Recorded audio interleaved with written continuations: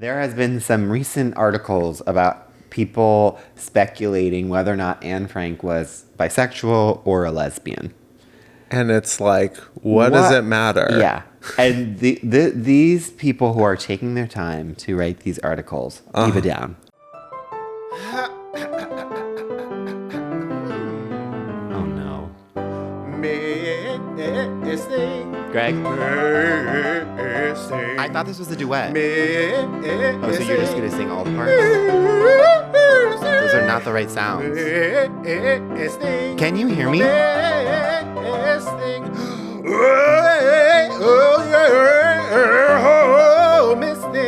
BONK. Welcome to Miss Thing. I'm Greg. And I'm Tim. And this is a podcast that celebrates and appreciates the Miss Things of the past, present, and future. Yeah, in every episode, we take a key moment from our Miss Thing's storied career and do what you and I are most skilled at, which is make it all about us. Wow. Yeah, a little dual action there. That is my line, so don't do that again. But I was making it about me.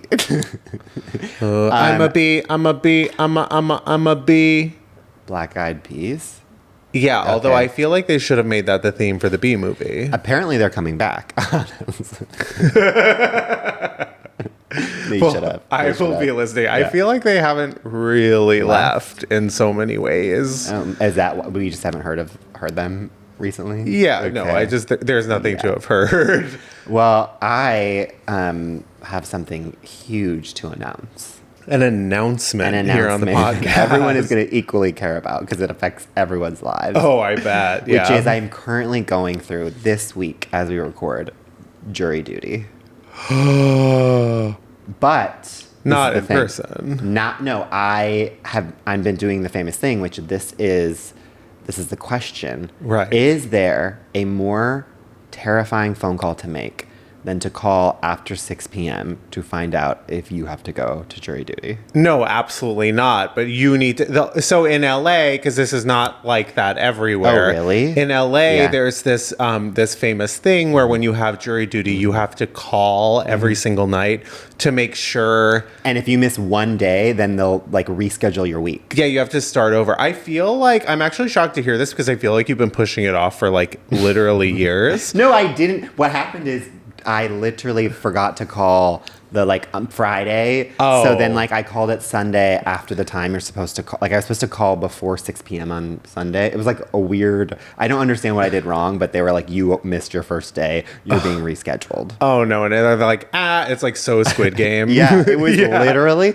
terrifying. And so now not only am I so scared I'm going to miss remembering to call, even though I have a reminder, I'm also so nervous of waiting for the automated voice to say you have to report. And I'm actually really nervous now that I'm jinxing it. No, it's horrifying, and you should not be talking about this on the podcast. And everything we say here on this podcast can and will be used against us in a court of law. Absolutely, absolutely. That's how I'm going to try to get out of it. I'm actually, I have a podcast, so I don't. I think people will recognize me. You're actually, I'm the defendant in this case. No, it's. No, you have to. So my thing is I will wait until as late as possible. Oh, I hope I do right away. No, you're so extra credit doing it right away. And I think there's a lot of people who do it right away. Okay. And they're like, you have to come in because you called. Well, what I'm hoping for is that since I'm a Z, that they're doing it alphabetically. That is not what they're doing. They're doing it by who calls first. Also, I don't understand because I literally had jury duty 2 summers ago. I'm like, what is going on? I feel like I'm good for 10 years. No, sometimes. But then I feel hopefully it should compound and you should be good for 20 years. Yeah. I do feel I need to move. Yeah. Just to keep dodging it. Exactly. They will find you. They will, yeah. And you will have it again next week. Has your high school found you? My high school? In terms of...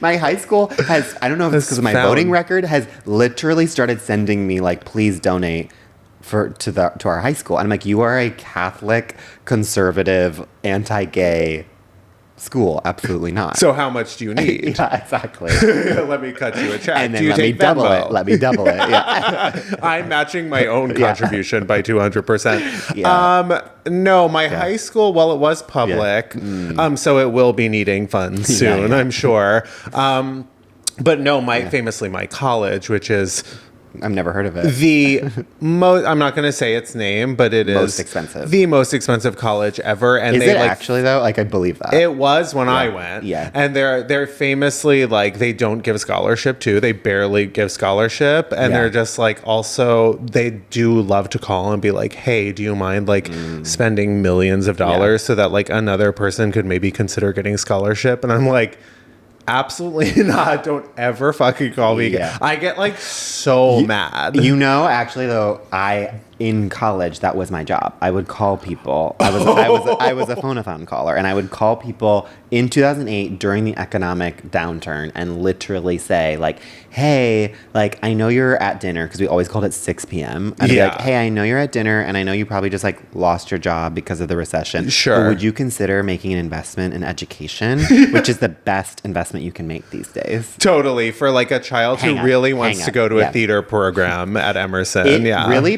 Phone-a-thon calling prepares you for Hollywood, because it's the most rejection you will ever receive. You have a good day if you just got rejected by 20 people in the first hour. Phone-a-thoning is such like a 90s moment. Like it's so like a plot of every like sitcom that ran for 5 seasons. Like at one point, one of the main characters like worked a phone-a-thon, and it was like Bring so phone-a-thons crazy. back. I agree. Yeah. I agree. Just text. We should have a phone-a-thon. We should miss thing phone-a-thon. For what does it benefit? Us. And Cynthia. And we'll call you. It's for Cynthia's Oscar campaign for good. No, it's for our Golden Globes campaign. Oh my God, it's for our fuck Cynthia. Yeah. Sorry, love you, Cynthia. We love you, Cynthia. Like you're well, we want to be nominated amongst you. Like we want to be at your table. We want to be at your table. Totally. Oh my God. Okay, yes. Thank you. Stay tuned for the Miss Thing phone-a-thon. And you guys, if you want to be a part of it, like you can come over and help us make calls to the Hollywood Foreign Press. Totally. Yeah, do that for us. You can call the major publications. We'll have headshots ready for you. Yeah. And it's no pay. Just in case you were worried. But you can pay us. Oh yeah, no, did I say I meant no, you have to pay like us, I did when I performed in the Macy's Day Parade. Right. The Macy's, you remember, as all great performers do, they have to pay to play, as they say. Yes, exactly. That's our phone-a-thon is a pay to play. Sure. Well, wait. We need to talk about the Traitors cast. Oh my God, we absolutely do. Okay, so the Traitors season 4 cast just got announced, and obviously we've got a lot to say about it. I have a feeling you're going to have a lot more to say than me, but I do because you know the Housewives more. Sure. So I'm going to start it off with the only thing I know is Monet. The only thing you know is Monet. Well, I know the name. I can see that. But I'm saying, like, I know the people, but I'm saying, like, the only people I have that I'm on a first name basis with is Monet. Monet Exchange. And I think Monet is Bob, the drag queen's, like, daughter in a way. Yeah. Not really. But that I'm like, I think Monet will play it better. And so I'm excited about that, because hopefully she learned from Bob's mistakes, which is, like, she's just as smart, but is not as in your face, and also a little bit more humble. I would agree with that. I think Monet... So I think she'll be under the radar a little bit. Yes. Okay, so first of all, I want to say thank you to the producers for listening to the podcast. Right. Because you obviously heard and heeded our advice. There's only 2 Big Brother people, which I think is really smart for the show. Mm-hmm. I don't know them. Yeah. It sounds like one of them was a winner. It seems like they're more recent Big Brother players, which is probably a good thing. Yeah. And I don't think they're going to make them traitors, which I love. What I will say, these 5 housewives that they have chosen are top tier. This is so exhilarating. Dorinda's back.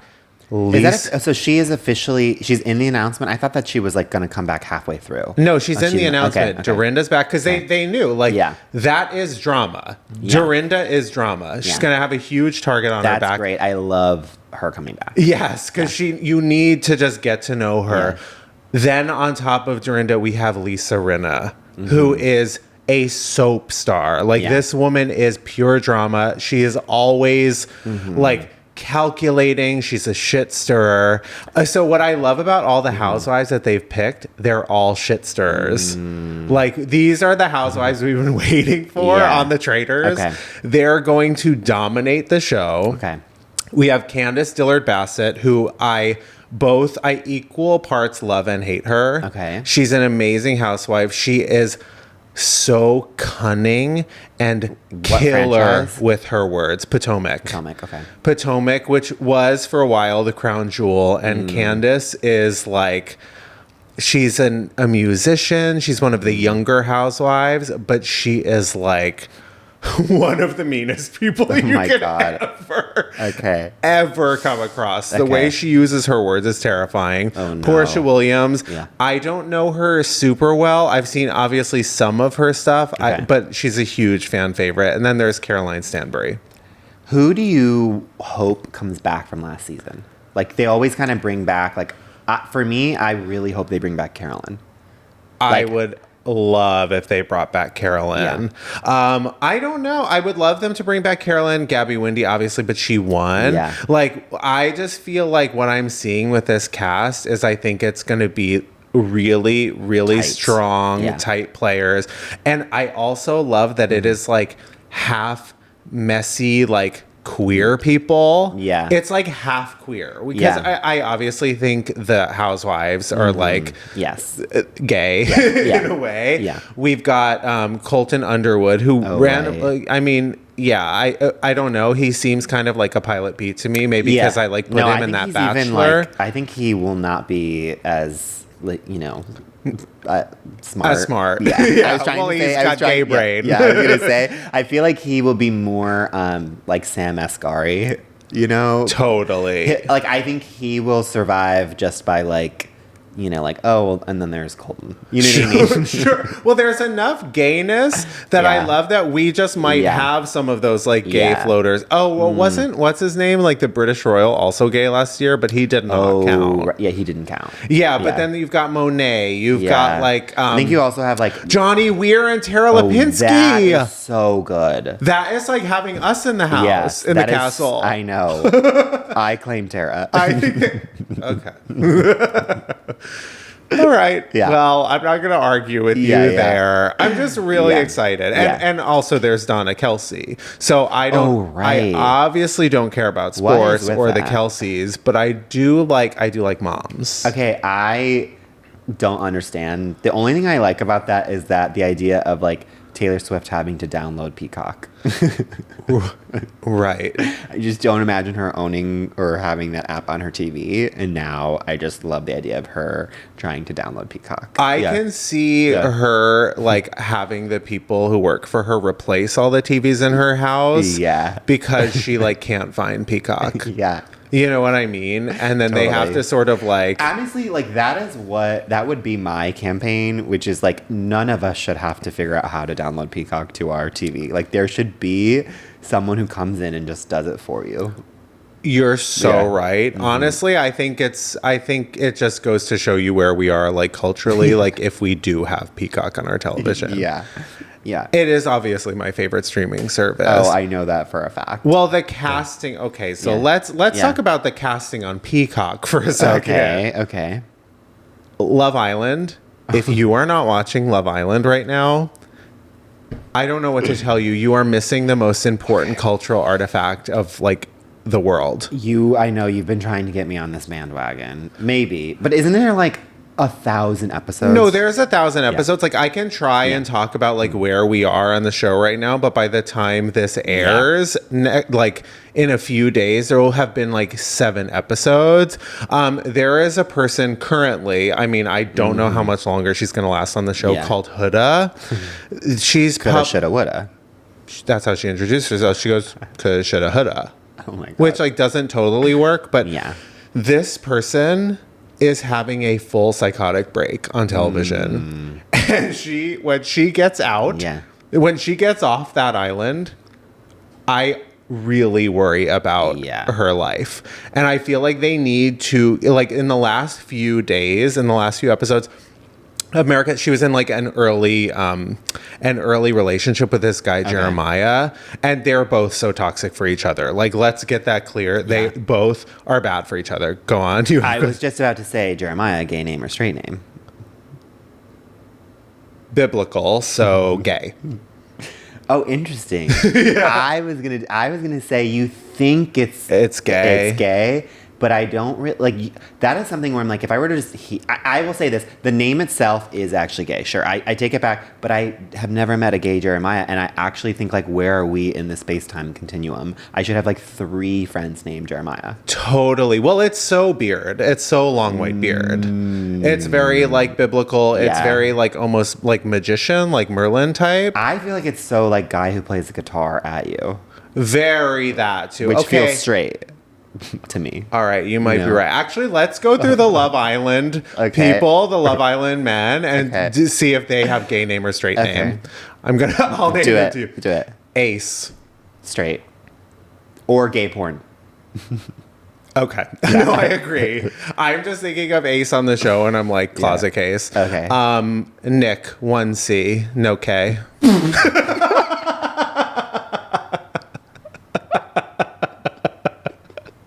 We've done Nick before, but not like this. Okay, Nick 1C is so straight because that's the ugliest. I can't imagine deciding to get rid of the K, or like the way that you abbreviate it just feels so like Ed Hardy. I don't know if that makes sense to me, but totally. So straight. Straight. Who else? Austin. Ooh. Ooh. Gay. Okay. Yeah. Totally. I feel Austin so gay porn. Austin is so gay porn, and honestly, that's what was running through my mind. Yeah. And so then I like wanted to say straight, but then I was also just like, I don't know if it's wishful thinking too. But I thought that too. I thought maybe it was wishful thinking. Yeah. And then I'm like, well, it's also like the most liberal city in Texas. Yeah. So it's gay. Yeah. And there's a guy who's a cowboy, but I can't remember his name right now. He's really boring to me, and I think he should be off the show. Okay, so great. That was really fun. Yeah. Gay name or straight name? Love Island edition. Yeah. Anyways, I think it's time. It's definitely time for Dodd Mom Sauce, aka Doll of the Day, Mother of the Moment, Sister of the Second. Our first and most famous segment where we take a person, place, or thing that we are currently super obsessed with, on top of like the millions of things we've already talked about. Yeah. It's funny because like some weeks we're like, is there anything I'm obsessed with this week? And then this week it's like too much. No, it's like enough. Right. Yeah. It's like there's too much even for Dodd. Yeah. Mm-hmm. But anyways, please, you go first. Well, I finally saw, we talked about it last episode, but I saw The Materialist. I knew you were going there. Already like spoiled because you asked me, and I just like save it. I'm not talking about it. I like to go on fishing expeditions, like the guys in our comments who complain about our voices. Oh, right. They're all holding fish, straight guys. Of course. That's like, if you're straight, you have to have a photo of you holding a fish. Totally. Yeah. I'm obsessed. Romcoms are back. It is. There should be a million more of these. It is so. Not only is like rom-coms back, but just like really smart but fun, like big studio fare. And when I say big studio, I mean like it like has the studio gloss of like a How to Lose a Guy, or like one of those 13 Going on 30 90s style filmmaking, 90s early style, 2000s, but in 2025. Yes, where it's like so clearly from the director who did Past Lives, where it's like still is so much in that vein, and it's like. It gives you, like, if you liked Past Lives, you will like this. Even if, like, you have a favorite, you'll still be like, oh, this is, like, from the same director. Yeah. And yet, also, even if you haven't seen Past Lives, it's just, like, a really smart, heady rom-com, rom-dramedy that, like, also is not, like, makes you think. Like, it's just like anyone, even if you're not like the biggest film nerd, will love this movie.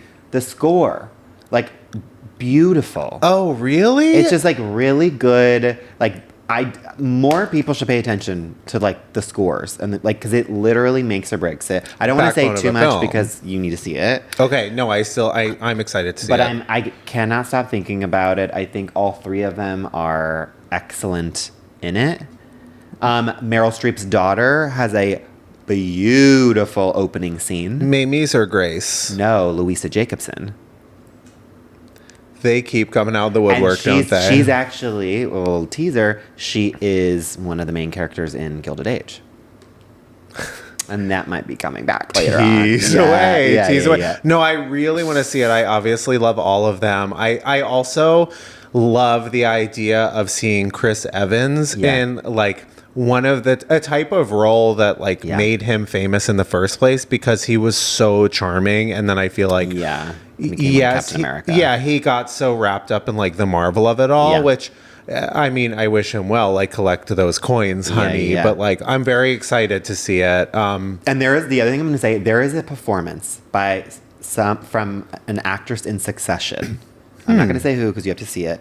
Who should be nominated for an Academy? This is Viola Davis in Doubt. Whoa!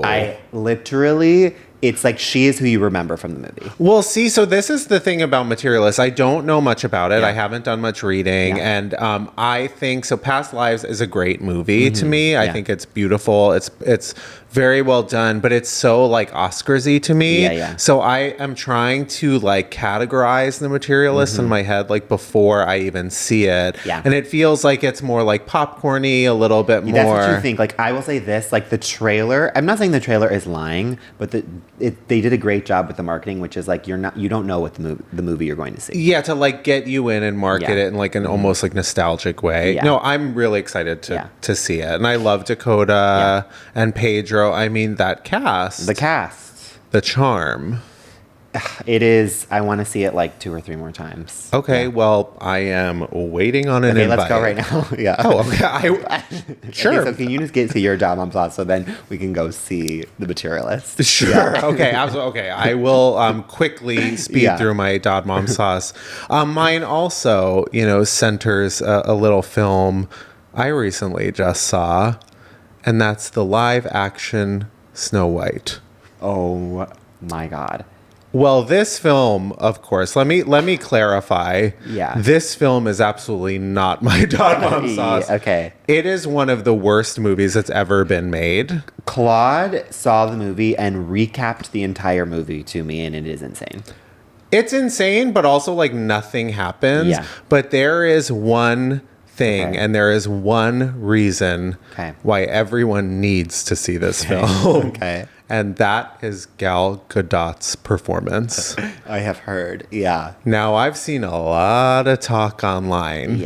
Oh, wow. Gal Gadot. What an awful actress. God, she's bad in this film. And I personally believe that Gal Gadot's performance in this film is not bad. It's misunderstood.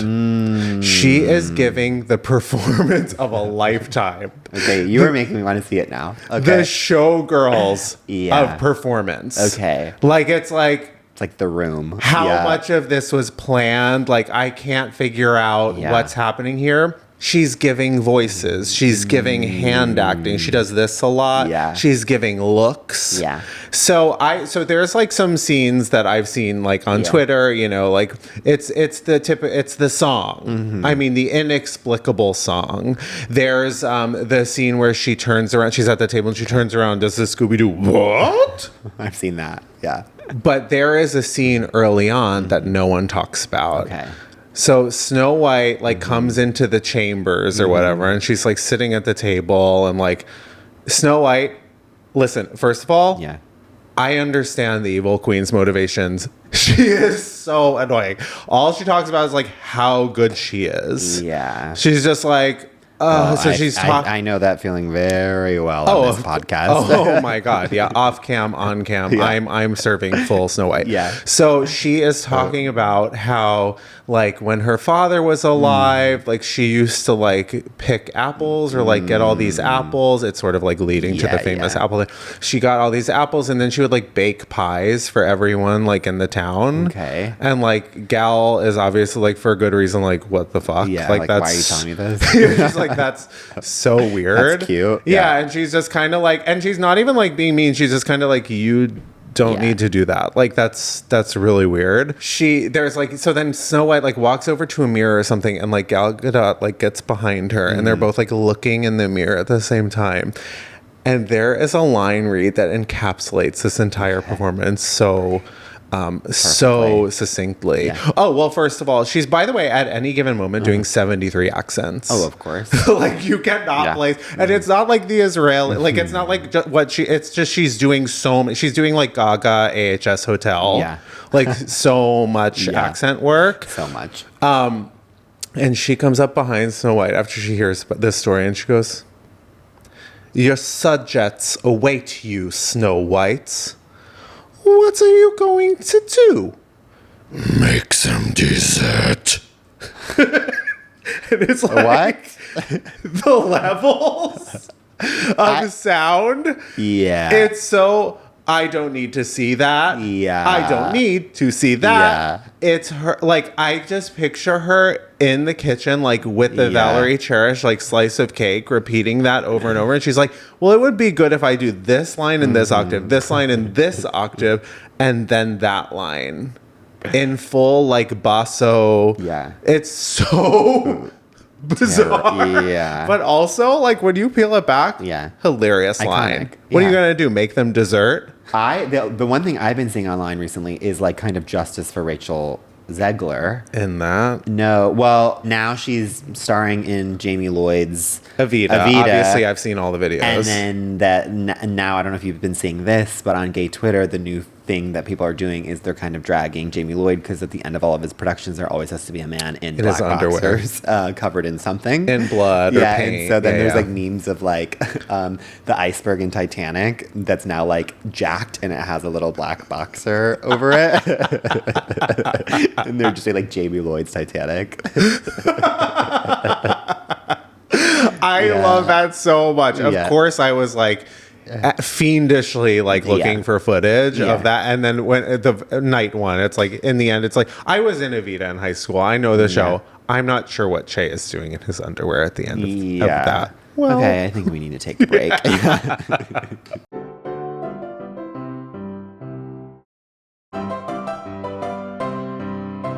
We're back, and it's time for our Miss Thing of the Week. Okay, this actress.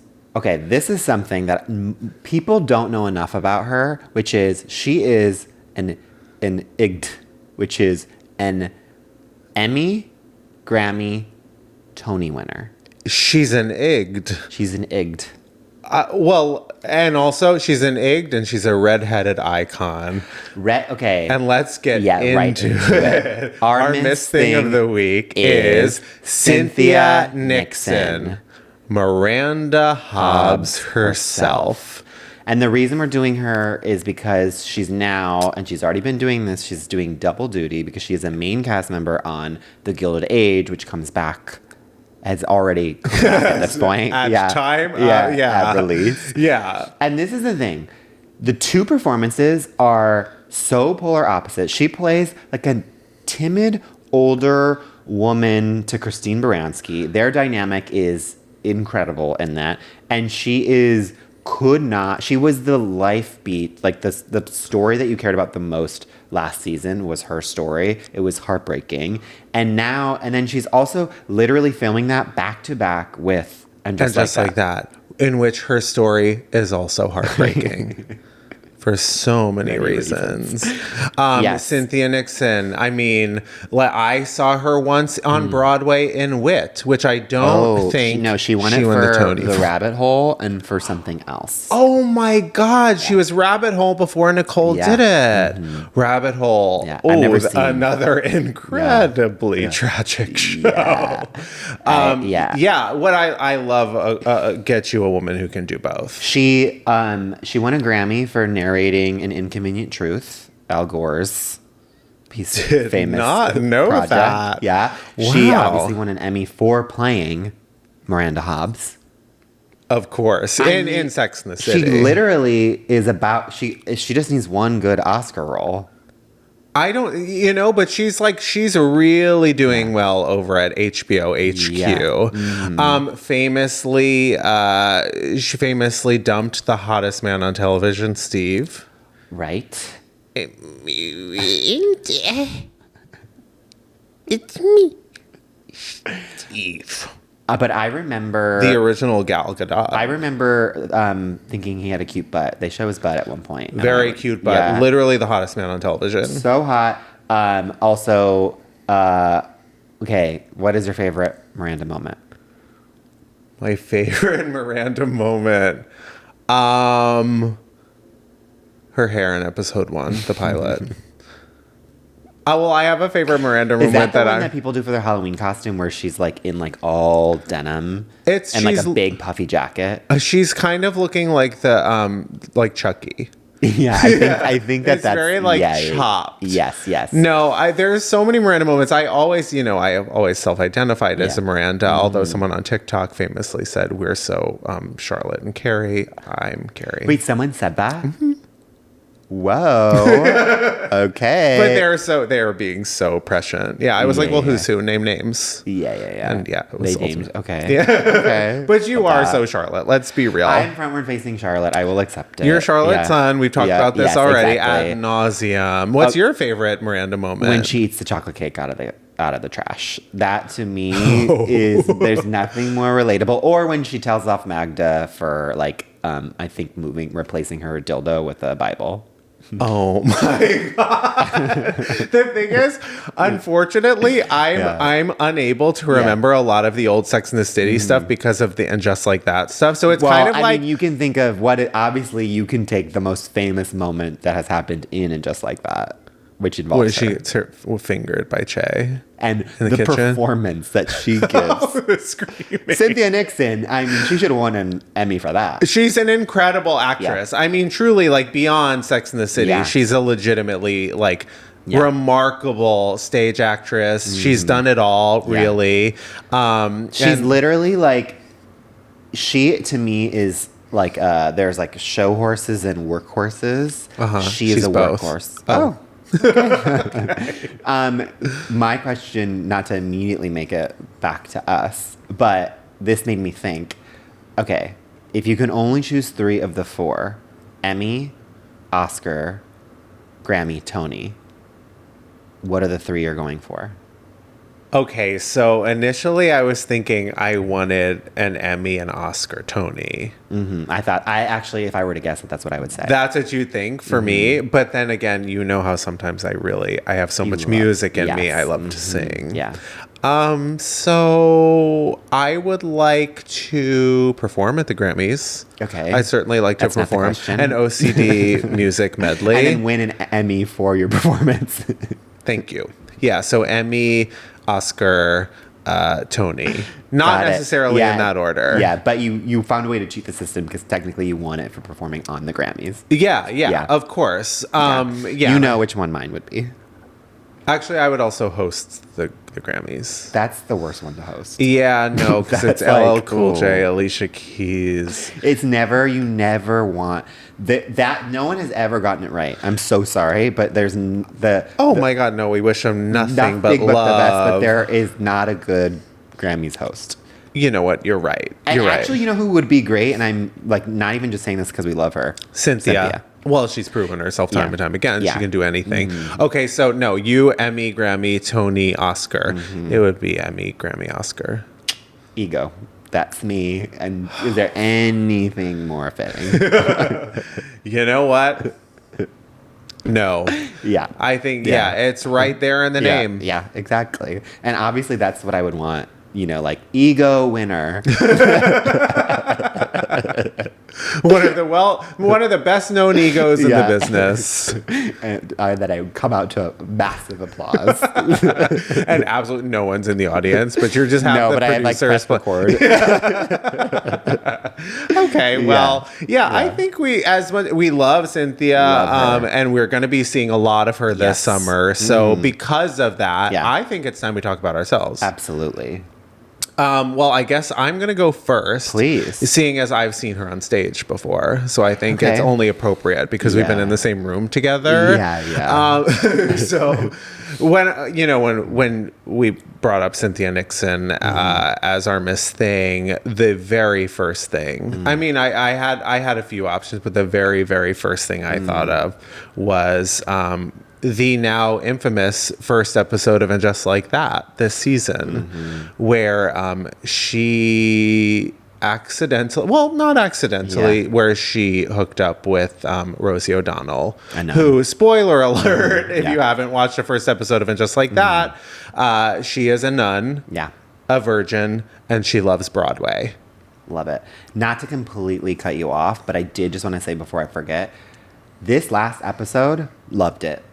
Did you? Because I am suffering. I didn't watch this last episode. It to me felt like they had finally found their like groove of feeling like each character has like a fun storyline that feels like kind of like your middle of the road Sex in the City, like, oh, this person gets up to this person, like, it is. I think especially that Professor Nia Wallace is not there. There's more room for antics. We've got some page count back.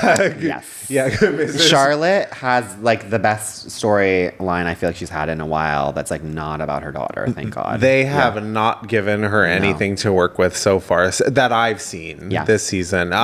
But last season she was so MVP, so I thought that like maybe they needed to pull back from Charlotte. I'm glad to hear that. I'm excited to watch it. Obviously I can't stand the show. I of course but I also can't stand not watching it. It's like it's top priority. So that reminds me of a time. Obviously I've seen again Cynthia on Broadway, but that reminds me of a time when I was younger. The year was 2003. Okay. You were like 30. I was Miranda age now, and then just like that. But no, my best friend Christina and I, we were going into the city to see a Broadway show, sort of our favorite pastime. And you ran into Sonia and Lydia. Well, we got into the city early that day because her mother was taking us, so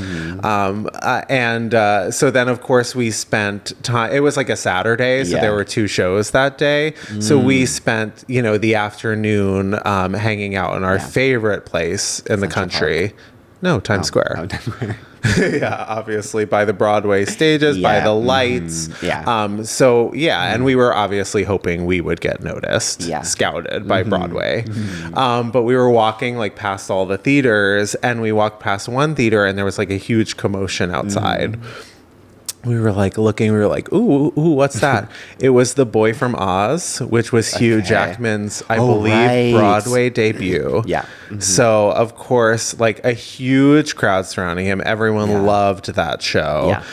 So we, having not seen the show, muscled our way to the front, obviously, to get at him immediately. We're like, hey, can we take a picture with you, with Hugh Jackman? And he's like, yeah, of course. Like, I don't know. I'm doing my gal. Where you can't really place the ass, but we got a picture with Hugh Jackman. Of course, got in front of everyone else, the huge crowd, and he was like, "Do you want me to sign an autograph?" And we were like, "Oh, we didn't see the show," and we walked away. We sort of like moved on. How was the photo? I think it was good. I don't know where it is. It's on a digital. It's on a Canon somewhere. Oh, okay. So then we're continuing walking around. Oh, that's not the story. Okay. No, that's not the story. That's not the story. But we are like, it's still in front of, we get in front of another theater for a show that hasn't opened yet. Okay. Taboo. I'm not sure if you've heard of this one. Based on the game? No, it's the Boy George musical. musical. Oh, okay. And there was no crowd outside that one, but there was someone standing outside the theater. No. And that someone No. was Rosie O'Donnell. Okay, twist. I thought you were going to say Cynthia. No. Oh, my God. I fucking freaked out. I would. I love Rosie O'Donnell. As we've talked both about it on the yeah. pod. We love Rosie O'Donnell. Yeah. She was the biggest celebrity in my home growing Especially up. at that time.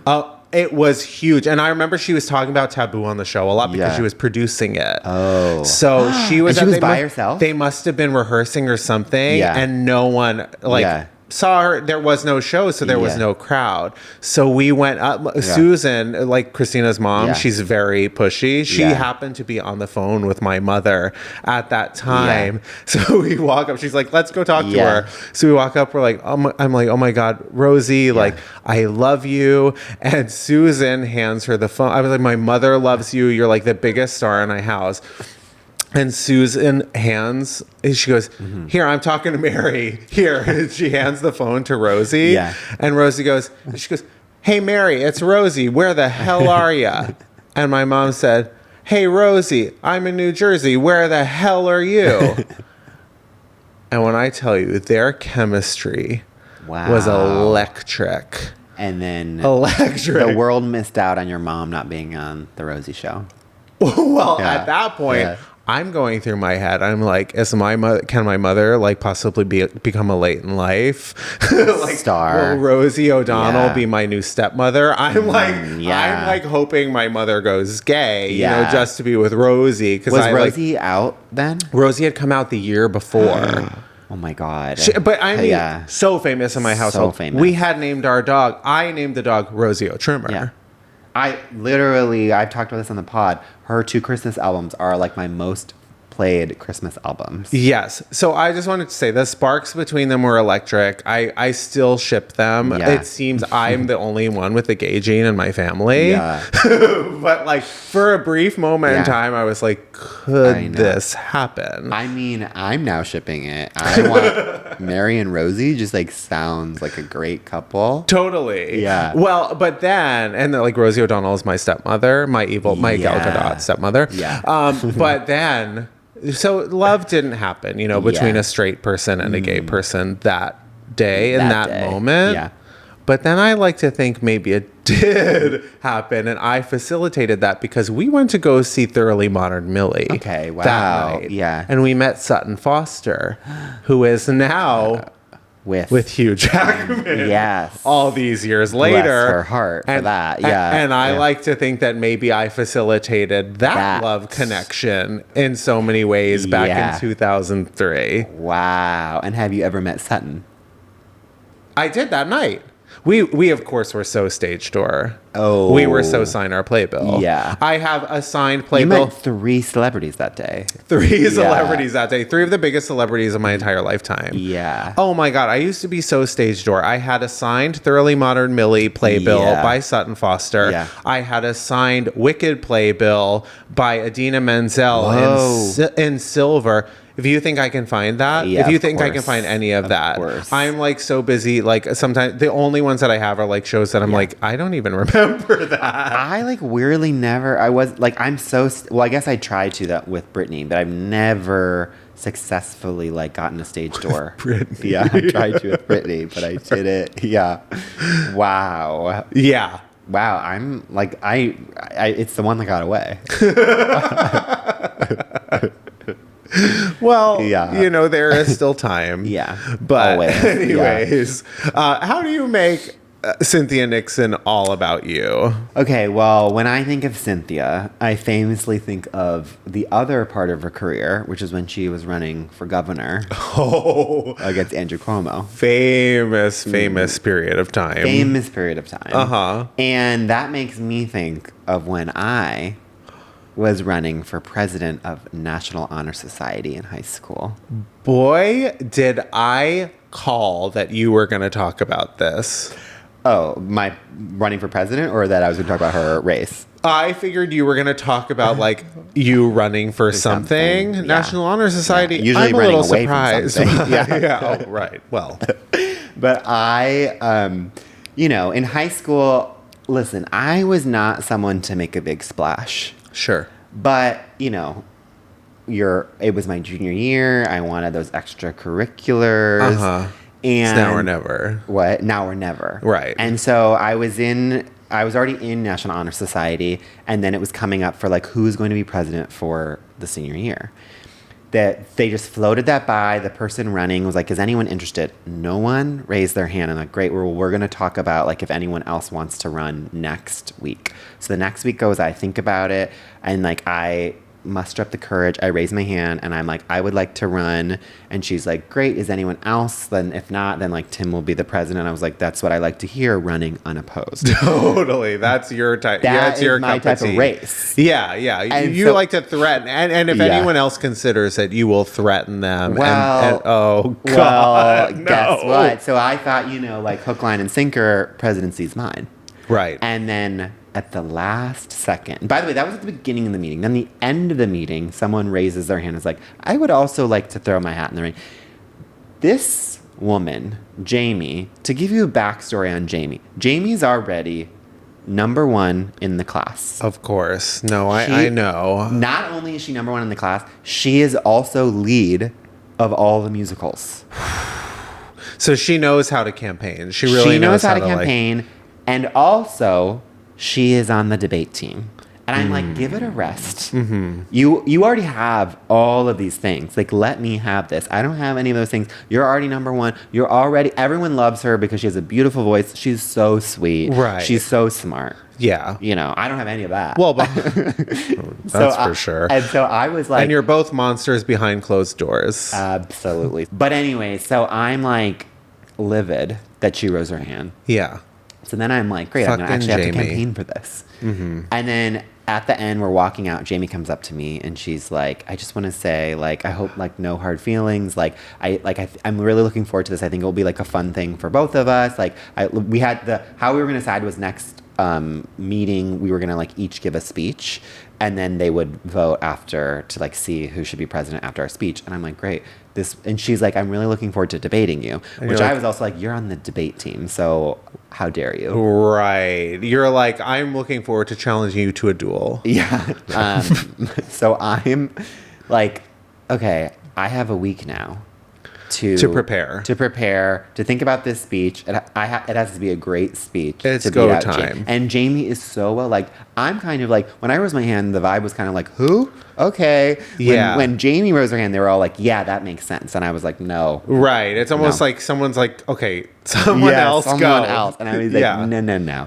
Right. So then I spend that week, you know, and I write the best speech I could. Uh-huh. And I'm still like, okay, this feels like it will be at least good enough. I won't embarrass myself. Uh-huh. And I'm charming. Yeah, of course. People might not know me, but I know that I can charm a room. Yeah, fully. He's holding one of those like fencing things against me. Yeah. I'm so scared. This one pierces.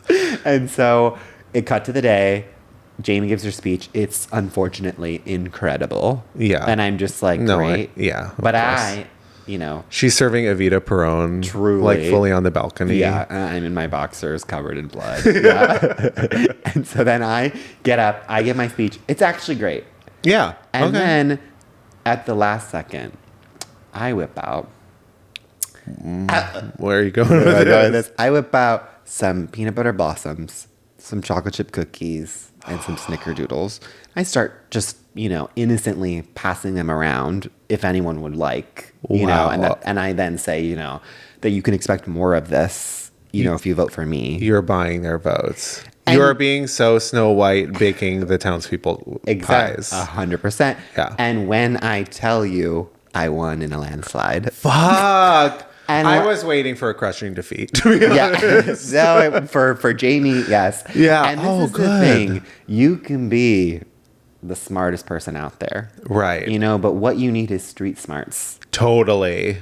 I bought my way to the president of National Honor Society. And did that make a difference when I applied to Emerson College?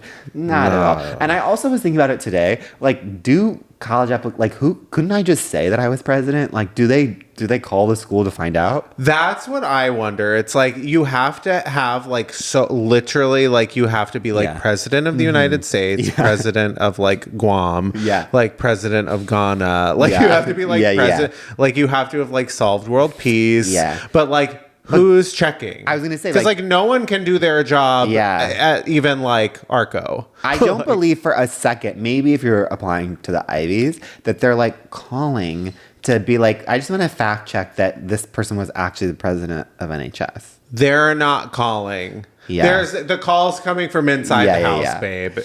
And anyways, that, so then I was the president for my senior year.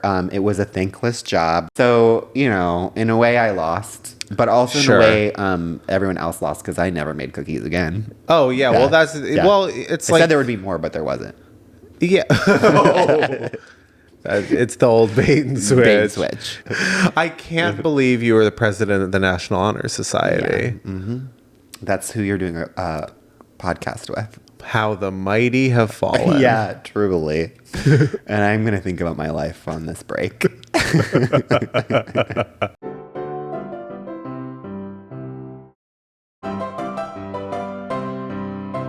Welcome back. And it's time for Diva Down. Yes. Diva Down, of course, is our final segment where we take a person, place, or thing in the culture that really needs our advice. And they usually haven't asked for it, but we're going to give it. But we're going to give it anyway. And our Diva Down this week is the people speculating about Anne Frank's sexuality in 2025. Yes. So in Pride Month of all months. Yes. Jennifer says there has been some recent articles about people speculating whether or not Anne Frank was bisexual or a lesbian. And it's like, what does it matter? Yeah. And these people who are taking their time to write these articles, Diva Down. Right. I mean, listen, my advice is quite literally like, who cares about... We have better things to be doing with our time. There is such huge things happening in the world. Sure. We do not need to be speculating on a 13-year-old who is no longer with us, sexuality. And also, it's none of our business. It's none of our business. Yeah. By the way, she would have told us. She sort of told us everything. Yes. And I think also the point...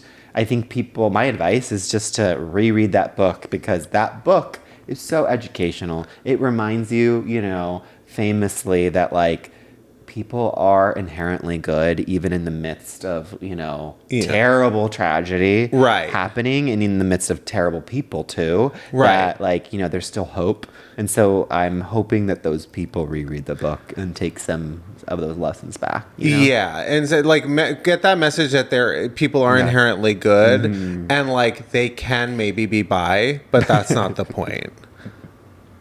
Like, and by the way, any bisexual, they will not stop talking about how bisexual they are. So like, I think if Anne Frank was bisexual, she probably would have like been talking about it nonstop. Yeah. So like, let's stop bi-vestigating Anne Frank. Unless, of course, you're going to make like a 10-part HBO documentary about it. Unless you found like a missing chapter. Yeah, this is so... What's that magazine? But also she's so young. Like she died at 15. Yeah. Like... She's a minor anyway. So like why do we care and what difference does it make? This is I think it's Parade magazine that's like on the it's like the like Dumois for like the Greatest Generation and it's like, did Lucille Ball have a torrid affair with Rock Hudson? And I mean it feels so much more like National Enquirer. It's but it's also like no.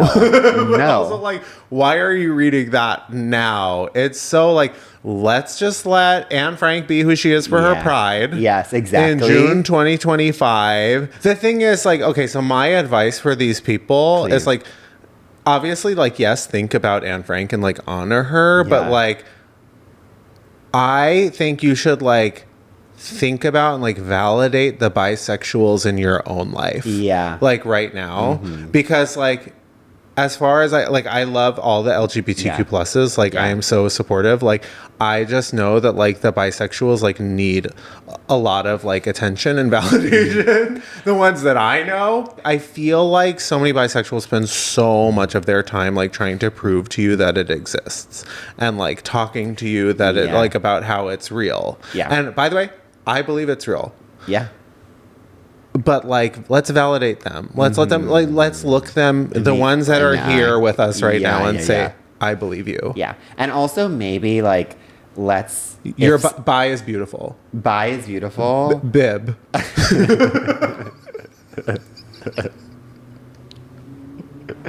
Bi is beautiful. And also for the people who are like, you know, under the age of 15, you know, let them tell you. Yeah. And then once they tell you, you know, you can respond with bib. Yeah.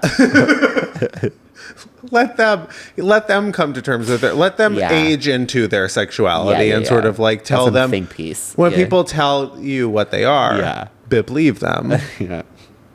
Leslie believes that. And Anne Frank, again, had a way with words. She told us everything we needed to know.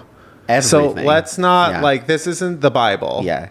We're going to like go to the Anne Frank house and there'll be like a hallway that's like rainbow color. It's so girl on one side, boy on other. Yeah. Holding hands. Yeah, exactly. And also, if she is, great. Yeah. Let her be who she is for her pride. Let her rest. Let her rest. Let us rest. I think it's time for us to rest. Yeah. And I think it's time for you all at home to rest. Yeah. So with that, if you don't already, make sure to follow us on Miss Thing the Pod. On Instagram and TikTok. On YouTube. If you don't, we have full episodes, full video episodes on YouTube. Leave us a review on Apple, Spotify, wherever you listen. 5 stars or above. Or above. Only above, actually. Only above. But please just be sure to do that and tell your friends. And Cynthia, you should host the Grammys, as we've talked about. Absolutely. And always remember, bi is beautiful. Bib. Bye. Bye-bye. B-I-bye. Miss Thing Podcast is created, executive produced, and hosted by Greg Trimmer and Tim Zintek. It's produced and edited by Benji Simons, with cover art and additional creative support by Claude Zines. Follow us on TikTok and Instagram at Miss Thing the Pod. New episodes drop every Tuesday. Watch on YouTube or listen on Spotify, Apple Podcasts, or wherever you get your podcasts. Please subscribe, rate, and review, but only raves. Strictly 5 stars and above. Follow Greg at Greg Trimmer and Tim at Tim_Zintek on all social media. BONK.